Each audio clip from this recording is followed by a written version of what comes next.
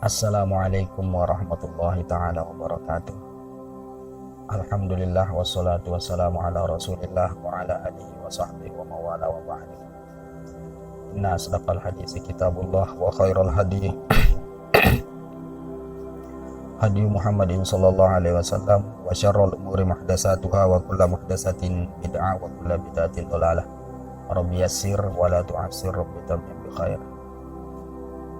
Bapak Ibu sekalian yang dirahmati Allah Subhanahu wa taala, kembali kita lanjutkan pengajian kita masih pada muqaddimah daripada kitab Ihya Ulumuddin. Kita langsung saja. Qala al-musannifu rahimahullahu taala wa nafa'ana bi ulumihi wa barakatihi fid dharain amin. Al-ba'itsus tsani, motivasi yang kedua atau alasan yang kedua. Nah, ini alasan dari mana? Kemarin kita sudah membahas. Ini berkenaan dengan alasan Imam Al-Ghazali rahimahullahu taala mengarang kitab Ihya Ulumuddin terbagi kepada 4 bagian. Alasannya ada 2. Yang pertama sudah kita bahas pada video yang sebelumnya. Nah, kita masuk kepada pembahasan yang selanjutnya atau alasan yang kedua. Oke. Al-ba'itsus tsani, ya, alasan yang kedua atau motivasi yang kedua adalah anni, sesungguhnya aku ra'aitu ar-raghabata min talabatil ilmi, melihat ar-raghabata, semangat, min talabatil ilmi, dari para penuntut ilmu, shadiqatan fil fikhi, itu tertuju fokus betul pada ilmu fikih. Jadi mengarah ke sana fokus mereka, alladzi, yang mana ilmu fikih ini salaha atau saluha indaman la yakhafullaha subhanahu wa ta'ala, itu baik juga di sisi orang yang tidak takut kepada Allah subhanahu wa ta'ala. Artinya orang yang mempelajari ilmu fikih itu tidak semuanya baik. Nah, ada juga orang yang tidak takut kepada Allah subhanahu wa ta'ala. Ya, begitulah dualisme fikih. Al-mutadarri'i bihi ilal mubahati, yang menjerumuskan dirinya, ya, tadarri at-talabus ilal mubahati, kepada berbangga-bangga, wal istidhari bijahihi, dan menampakkan pangkat mereka, wa manzilatihi, dan status mereka, fil munafasati, dalam hal bermegah-megahan. Jadi ilmu fikih adalah suatu ilmu yang bisa juga dipelajari oleh orang yang tidak takut kepada Allah Subhanahu wa taala. Dijadikan ilmu fikih sebagai alat untuk berbangga-bangga, menampakkan status mereka sebagai orang hebat, orang alim, seorang ustaz dan semacamnya. Itu kata beliau. Wahwa, dan dia, ilmu fikih itu kebetulan murattabun, itu tersusun, artinya ada, ala arba'ati arba', ke atas 4 bagian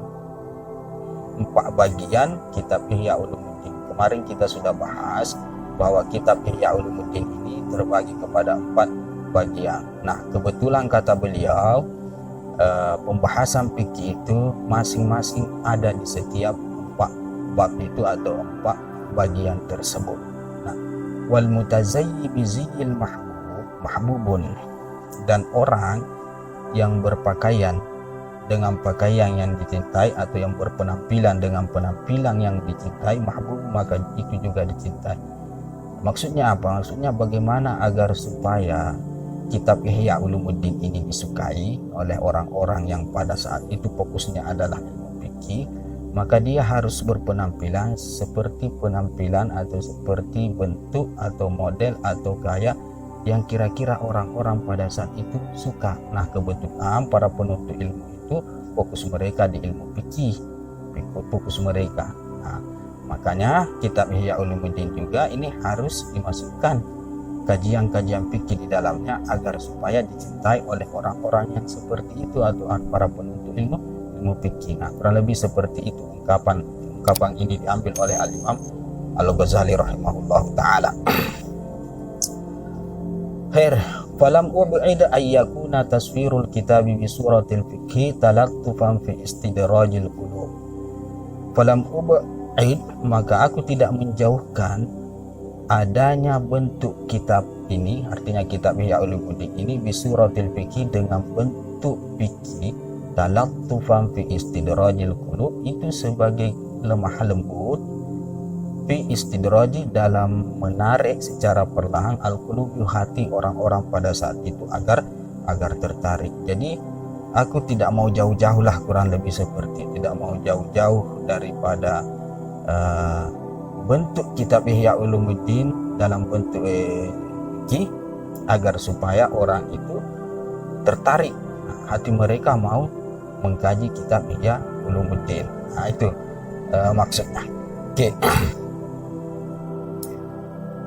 Walihada, oleh karena inilah talattafa ba'du man roma istimalata qulubir ru'usai ila tibbi.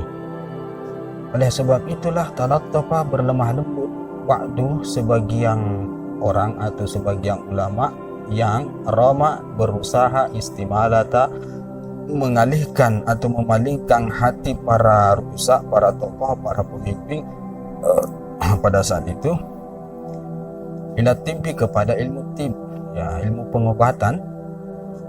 Fawada'ahu ala hayati taqwimin nujum, maka ia letakkanlah ilmu tib itu, pengobatan itu, atas bentuk taqwimin nujum, ya, susunan atau ilmu nujum. Nah, kurang lebih seperti taqwimin nujum, ilmu nujum.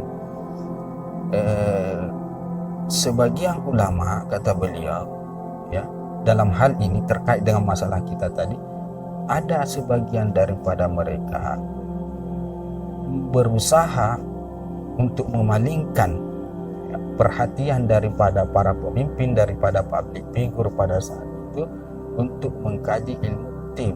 Berarti dari sini kita bisa tebak bahwa rata-rata para tokoh, para pemimpin, para public figure zaman terdahulu itu, mereka tidak suka ilmu tib, ya, bukan tidak suka, ya, apa ya, tidak terlalu fokuslah kepada ilmu tib.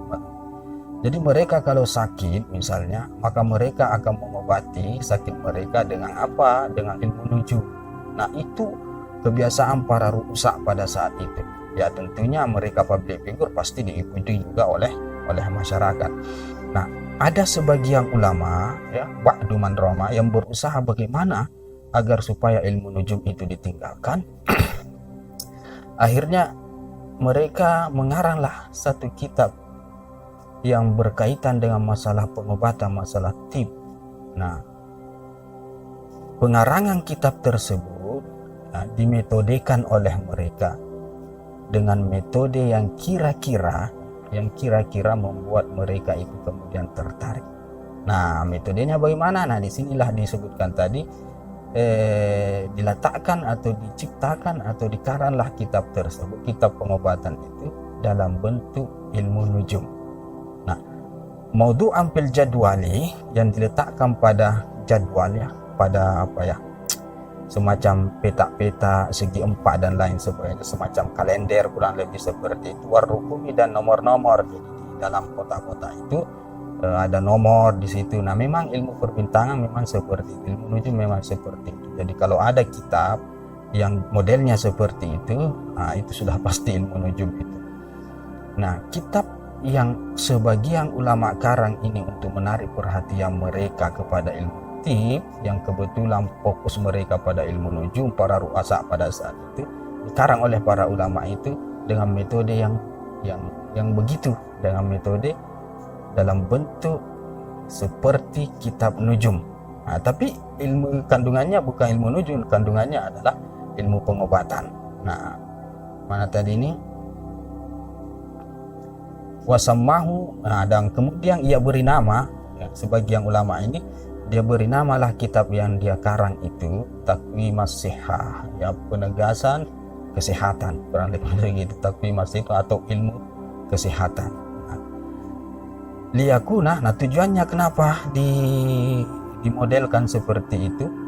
Liyakuna annasahum bidzalikal jinsi, agar supaya ini annasahum, menenangkan mereka, bidzalikal jinsi, dengan jenis yang seperti itu. Jadi tidak terlalu ekstrim lah bahasa kasarnya. Jadi kalau langsung dikarang satu kitab yang berkenaan dengan tip yang direct saja seperti itu, jadi orang-orang pada saat kitab apa ini tidak pernah kita pelajari, jadi mereka tidak ada kecenderungan ke sana.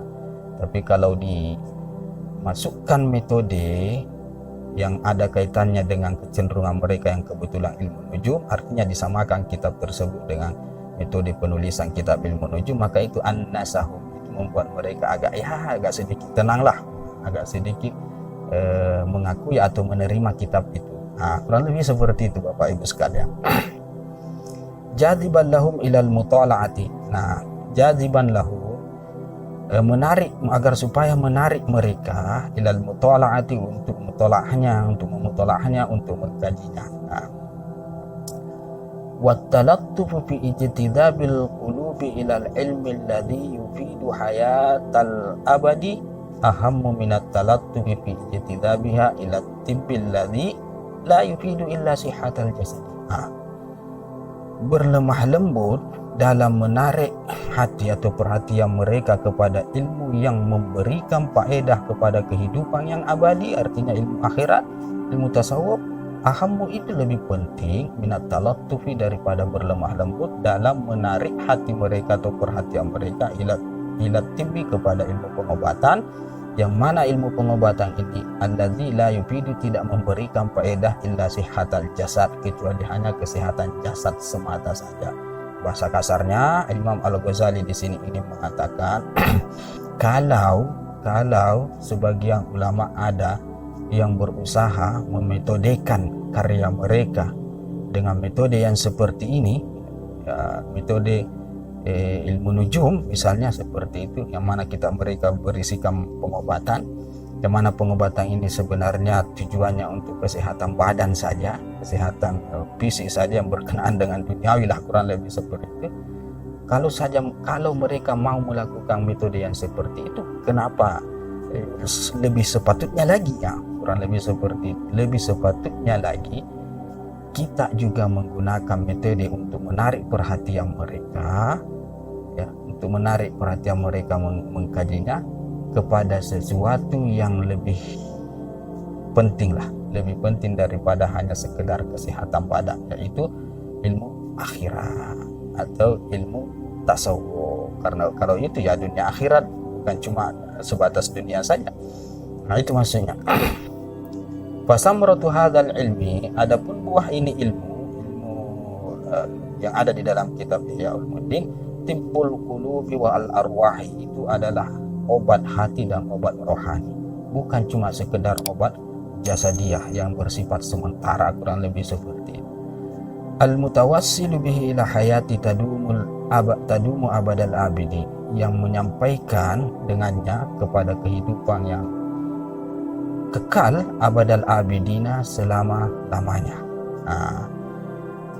Wa aina minhu tibbul ladzi yu'aliju bihil ajsada wa hiya ma'radatu bid-darurati lil fasadi bi aqrabil amadi. Di mana posisinya ilmu tib daripada ilmu yang tadumu abadal abidin ini? Di mana posisinya? Yang mana ilmu tib itu hanya mengobati jasad saja, yang mana jasad tersebut adalah ma'radatun, itu rawan, ya, kurang lebih seperti itu.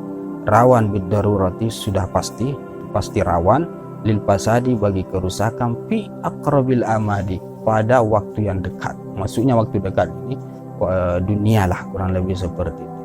Masalah jasadiyah, kesehatan itu yang mau kita perbaiki, itu sebenarnya adalah masalah yang berkaitan dengan keduniaan, masalah yang berkaitan dengan masa tenggang yang sebentar saja, yaitu sebatas dunia saja. Nah, sementara ilmu yang ada di dalam kitab Ihya Ulumuddin ini, itu adalah ilmu yang berkaitan dengan hati rohani, yang mana ini bawaannya itu bukan cuma akrabul amad, tetapi tadumu abadal abadi, ya, selama-lamanya sampai kepada akhirat.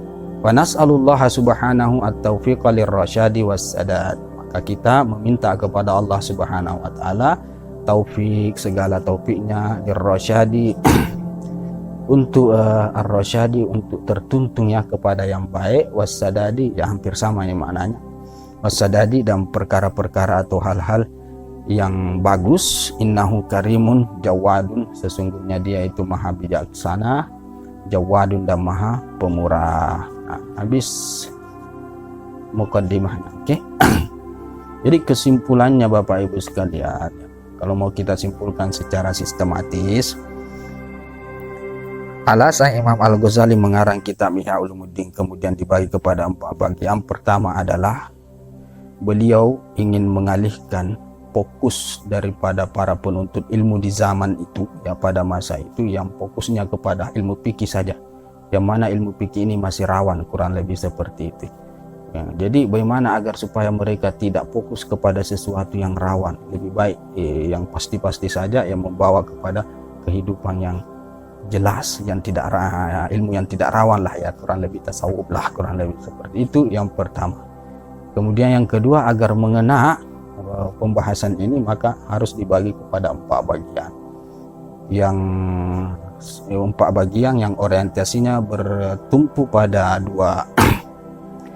dua aspek, yaitu aspek zahir dan aspek batin. Yang mana zahir ini kemudian aktivitasnya mengarah kepada aktivitasnya itu terkait ada 2 kategori, entah itu kategori adat atau entah kategori ibadah. Kemudian masalah batin juga 2 kategori aktivitasnya, ada yang terpuji dan ada yang tercela. Maka atas dasar inilah kemudian jadilah satu kitab yang disebut dengan kitab Ihya Ulumuddin. Kurang lebih seperti itu Bapak Ibu sekalian.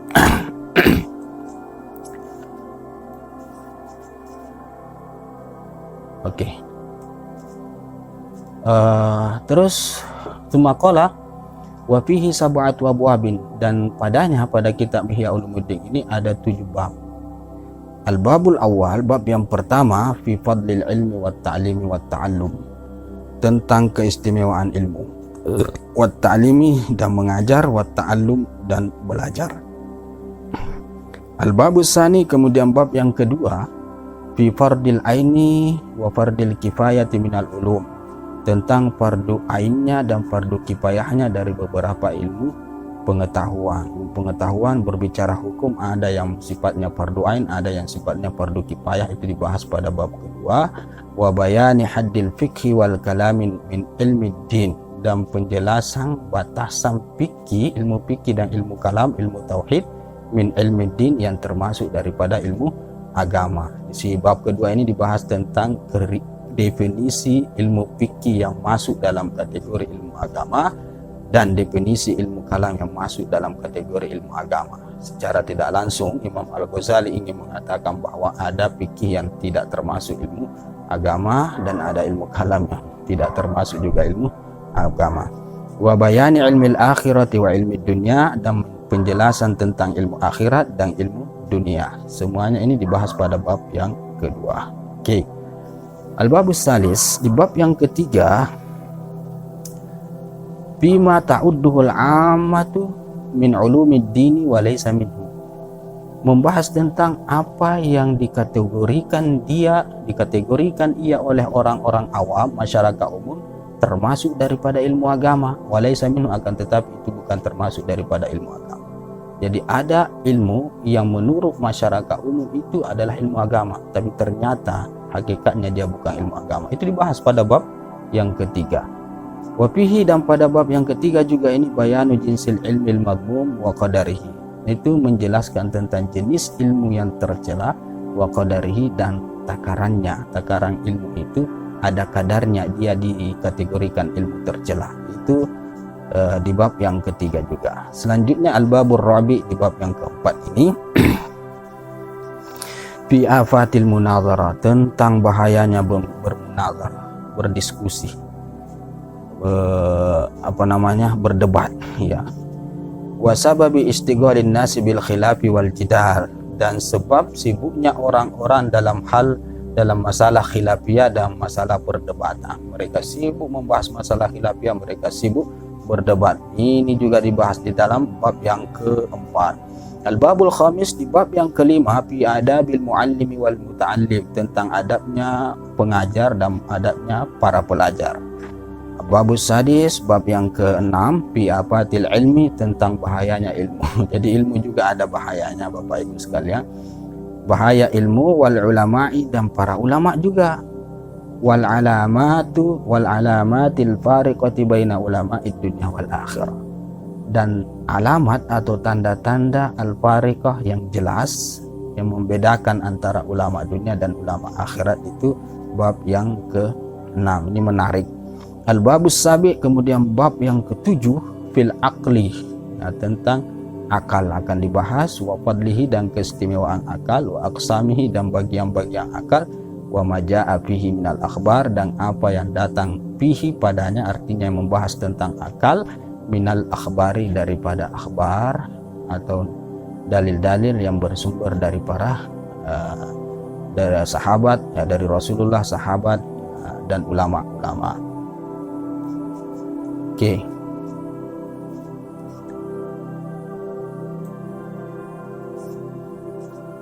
Babul awali, bab yang pertama ini kita bahas pada pertemuan yang selanjutnya. Sampai di situ saja dulu. Hadza wabillahi taufik. Wassalamualaikum warahmatullahi taala wabarakatuh.